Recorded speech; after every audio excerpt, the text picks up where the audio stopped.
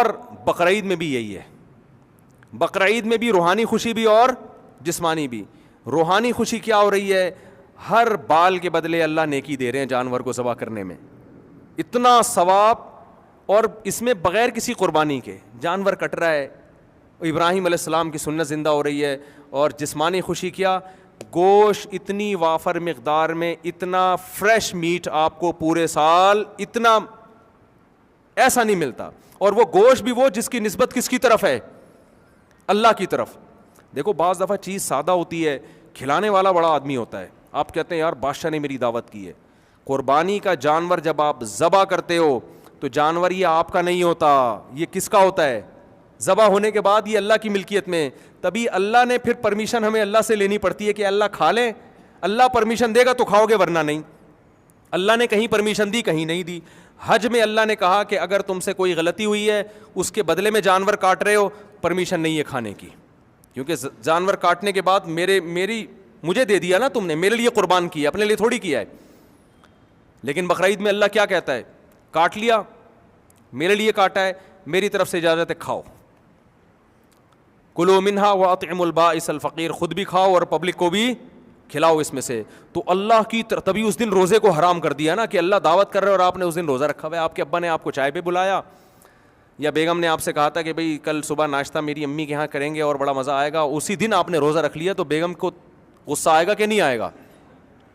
تو اللہ کو بھی غصہ آئے گا کہ آج میں نے تم لوگوں کی دعوت کی اور کمبختو تم روزہ رکھ کے بیٹھے ہوئے ہو آج کے دن. تو یہ بھی خوشی ہوتی ہے یار, یہ عام گوشت نہیں ہے, یہ کون کھلا رہا ہے؟ اور کھلا بھی دال چاول نہیں رہا, دمبے کھلا رہا ہے, اونٹ کھلا رہا ہے, بکرے کھلا رہا ہے. تبھی تو میں چکن کا قائل نہیں ہوں. اگر اللہ ضیافت کرتا نا مرغیوں کی, ہم کہتے ہیں مرغی کا گوشت بھی بڑی چیز ہے بھائی, اللہ بقرعید میں کیا کھلاتا ہے؟ آخری بات ہے, بس بیان ختم ہو رہا ہے. اللہ کیا کھلا رہا ہے بقرعید میں؟ چکن کھلا رہا ہے اپنے بندوں کو. بھائی بقرعید عید ہے نا, تو اللہ کھلا رہا ہے, کہتا 100 مرغیاں قربان کرو, چکن کھاؤ. اللہ نے کہا نا نا نا نا نا. اگر اللہ فش کھلاتا کہ اس دن آج 100 کلو فش خرید کے میرے لیے گویا صدقہ کر دو اور پھر خود بھی کھا لو, تو بھی ہم کہتے فش کیا ہے, بہت بڑی چیز ہے. کیونکہ اللہ نے پورے سال, اللہ کی دعوت صرف 3 دن ہوتی ہے بقرعید میں, اور روزہ تو 4 دن حرام ہے, تو 4 دن دعوت ہے. تو اس میں اللہ اگر دال چاول کھلا دیتا, یا جو ویجیٹیرین ہے نا ہندو, اللہ کہتا اس دن تم سموسے کھاؤ. ہم کہتے اللہ کی نظر میں کس کی ویلیو ہے؟ بولتے کیوں نہیں یار سموسے کی. اللہ نے کہا نا نا نا نا نا. اگر ہم نے تمہیں کہا سبزیاں کھاؤ اس دن, جیسے بعض لوگوں کا نا تہواروں میں وہ سبزیاں کھا رہے ہوتے ہیں, مختلف قسم کی پھل کھا رہے ہوتے ہیں, پھل بھی نہیں. اللہ جب دعوت کرے گا تو کیا کھلائے گا؟ گوشت. اس میں اللہ نے بزبان حال بتا دیا ہے کہ میری نظر میں انسان کے لیے جو سب سے بہترین خوراک ہے وہ کیا ہے؟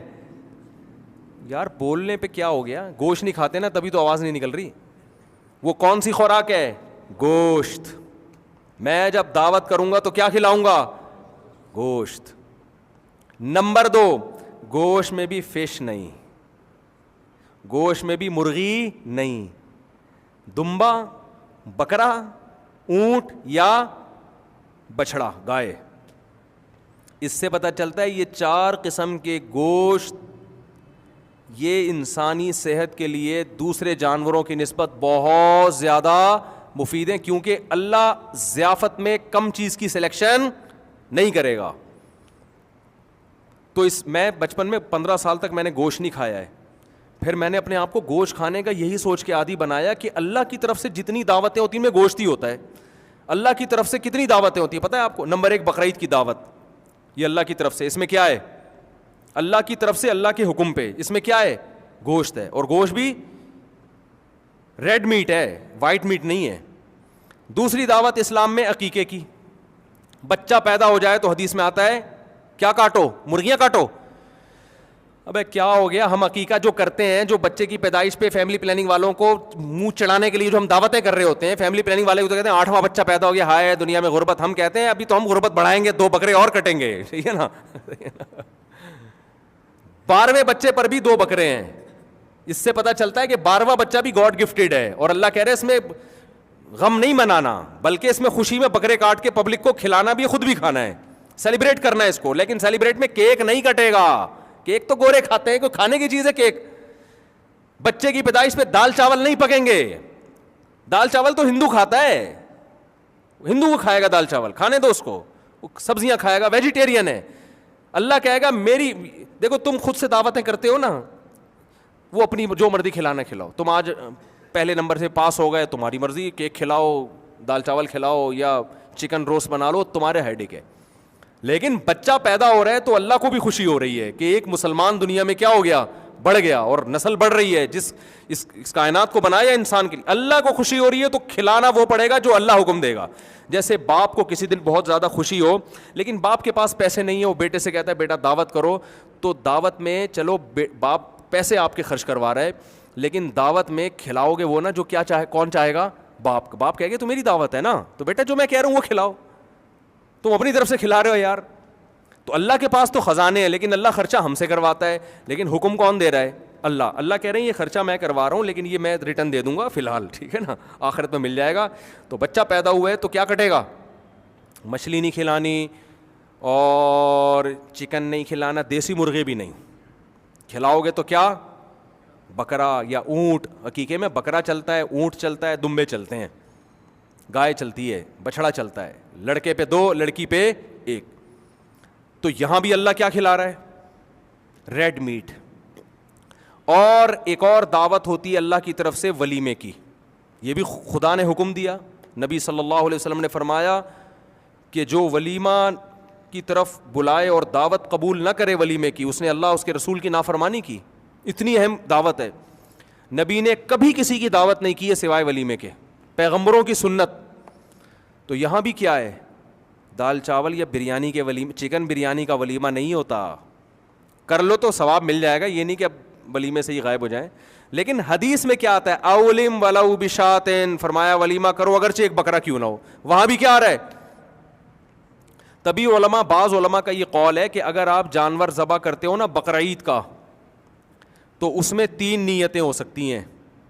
بقرعید کا جانور آپ ذبح کر رہے ہو, ایک حصہ اس میں قربانی کا ہے, جائز ہے, ایک حصہ اس میں عقیقے کا ہے, جائز ہے.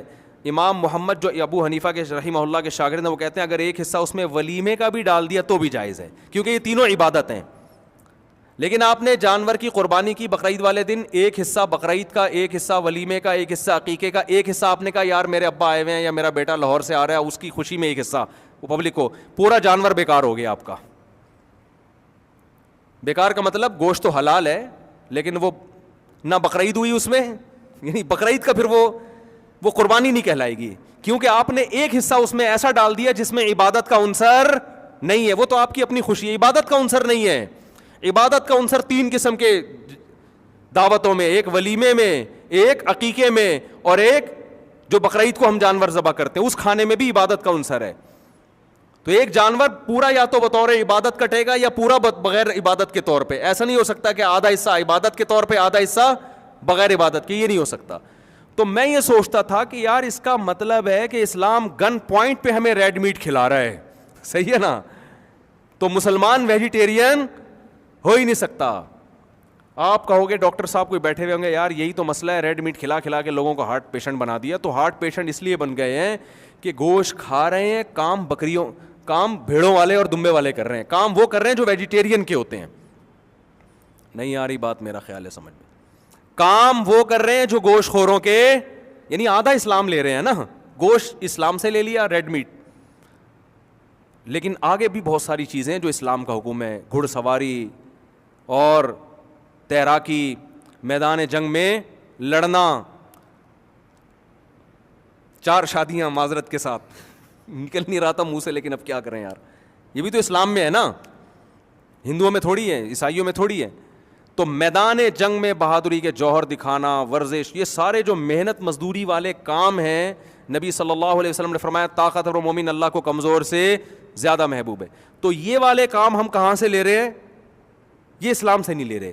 تو وہ جب آدھا حکم اسلام کا لیں گے آدھا نہیں لیں گے تو اس کے سائیڈ افیکٹ تو بہرحال ظاہر ہوں گے. تو ہمارے حضرت فرمایا کرتے تھے یا تو گوشت کھانا چھوڑ دو بھائی, اور اگر گوشت کھا رہے ہو تو پھر وہ کام کرو جو گوشت خوروں کے ہوتے ہیں. جتنے جنگل میں جانور گوشت خور ہوتے ہیں ان کی ایکٹیویٹیز میں بڑا فرق ہوتا ہے, اور جو ویجیٹیرین ہوتے ہیں ان کی ایکٹیویٹیز اور طرح کی ہوتی ہیں. بکریاں اور ہرن سبزیاں کھاتے ہیں, وہ چنگھاڑتے نہیں ہیں, وہ بھاگنے کو زیادہ فوکس کرتے ہیں, ٹھیک ہے نا. کوئی ان کے پیچھے بھاگ رہا ہوتا ہے, وہ کہاں بھاگ رہے ہوتے ہیں, آگے آگے. شیر کیا کرتا ہے, گوشت کھاتا ہے.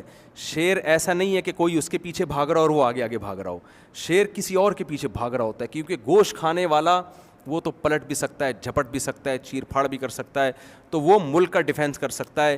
وہ ابھے نندن کو نیچے آنے کا مشورہ دے سکتا ہے. ابھے نندن کے میں خلاف نہیں ہوں, بڑے زبردست بیان کیا انہوں نے, سبزی کھا کے بھی اتنا اچھا بیان کیا, سلام ہے بھائی. وہ لوگ گوشت میرے خیال نہیں کھاتے, لیکن پاکستان کی بڑی تعریف کی ہے, پاکستان آرمی کی بھی, تو ابھی نندن کو کوئی میرا سلام پہنچا دے. میں حیران ہوں کہ سبزی کھا کے بھی ماشاءاللہ اتنا خاندانی بیان. لیکن بہرحال جب گوشت خور اور سبزی خور کا فضاؤں میں مقابلہ ہوگا تو غالب سبزی نہیں آئے گی, غالب کیا آئے گا, گوشت آئے گا, ریڈ میٹ آئے گا, چکن نہیں. اور آخری باتیں کرو, آپ کو جلدی ہو رہی ہے نا, میں نے کہا تھا یا تو مجھے بٹھاؤ نہیں, پھر بٹھاتے ہو تو پھر پولیس آتی ہے مجھے اٹھانے کے لیے. اور دوسری بات یہ ہے کہ گوشت خور اور سبزی خور کا جب بالنگ میں مقابلہ ہوگا تو بھی کون جیتے گا, گوشت خور. شعیب اختر کا نام اسپیڈ اختر بھی ہے نا, پیار سے اسپیڈ اختر. تو کسی نے انڈیا کے کسی کھلاڑی سے پوچھا تھا کہ اتنا فاسٹ بالر ہے, آپ کیوں نہیں اتنے فاسٹ بالر پیدا کرتے, تو انڈیا کے کوئی کھلاڑی کا نام مجھے یاد نہیں ہے, اس نے کہا تھا بھائی وہ گوشت کھاتے ہیں اور ہم کیا کھاتے ہیں, بولو نا, سبزی. ایک اور چٹکلا سنا دوں, بالکل فریش ہو کے گھر جائیں گے آپ لوگ. ہمارے ہاں اسلام اخبار نکلتا تھا کہ نکلتا ہے, میرا خیال ہے اب تک بھی نکل رہا ہے. تو مفتی ابو لبابہ صاحب اس میں رات کو نا اخبار میں جس دن نکلنا ہوتا تھا نا, صبح اتوار کو پوری ٹیم رات کو عملے کی بیٹھی ہوئی ہے, تو انتظامیہ سے کہا ہوا تھا کہ آج کام زیادہ ہوتا ہے تو کھانا اچھا ہونا چاہیے, گوشت ہونا چاہیے, کھانا اچھا ہونا چاہیے, کیونکہ آج ورکنگ ڈے ہے تو اس میں کھانا ذرا تمیز کا ہونا چاہیے. ایک دن وہ انتظامیہ نے کیا کیا, صبح اخبار نکلنا ہے, کھانا ان کو کوئی دال چاول ٹائپ کی, میں دال چاول بہت شوق سے کھاتا ہوں, لیکن ایک مثال دے رہا ہوں کہ وہ کہیں سبزی وبزی لا کے رکھ دی. صبح کیا ہوا ہے, اخبار جب مارکیٹ میں گیا ہے تو پرنٹ دھندلا, خبریں کیا آ رہی ہیں, دھندلی, نظر ہی نہیں آ رہی. اور وہ انتظامی حرکت میں, یار یہ کیا ہو رہا ہے. تو حضرت مفتی ابو لبابہ صاحب میرے استاذ ہیں, انہوں نے فرمایا کہ جب دال کھلاؤ گے تو پرنٹ کیا آئے گا, جب دال کھلاؤ گے تو پرنٹ کیا آئے گا بھائی, دھندلا آئے گا. تو پرنٹ اگر صاف نکلوانا چاہتے ہو تو جو ملازمین ہیں ان کو کیا کھلانا پڑے گا, گوشت. تو اگر آپ کو 4 شادیوں کا فلسفہ سمجھنا ہے تو اس کے لیے آپ کو کیا کھانا پڑے گا میرے بھائی, گوشت. پھر پرنٹ کیا آئے گا, پھر پرنٹ دھندلا نہیں آئے گا. اگر آپ چاہتے ہو, دیکھو جتنے باڈی بلڈر ہیں میٹ کھاتے ہیں نا, گوشت کھاتے ہیں ماس پیدا کرنے کے لیے,